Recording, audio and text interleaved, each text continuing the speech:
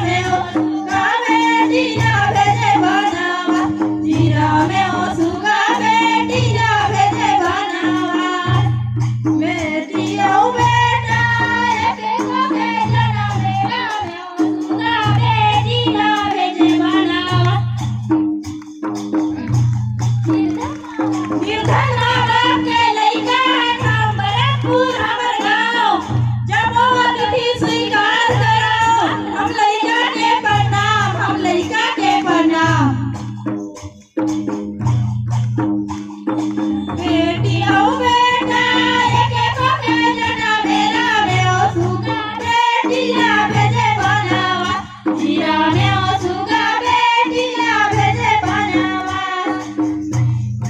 बेटाला के घरे के किसान राम ओ सुगा बेटिया भेजे बनावा जीरा में ओ सुगा बेटिया भेजे बनावा बरमपुर की प्रेमनगर की सूरजपुर की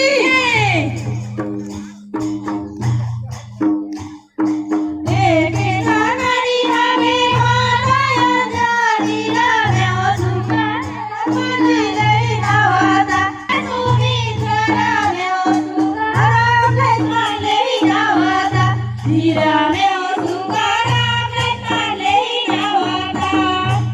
एक नारी हवे माता यशोदा रामे ओ सुगा ले जावाता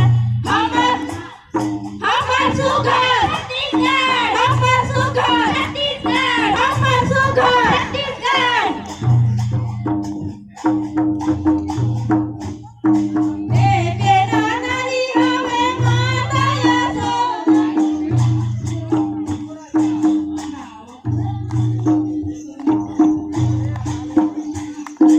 दुनिया में आई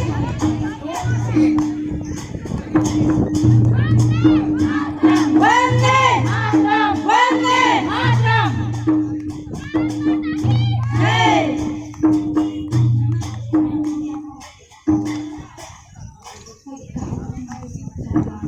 गावात मैं बिसुरी भुलाए रामे ओ सुगा भुले चरा जोड़ी के हीरा में ओ सुगा भुले चरा जोड़ी के बड़ेला पाना करा छोटेला आशीष रामे ओ सुगा माता पिता चरण साला हीरा में ओ सुगा माता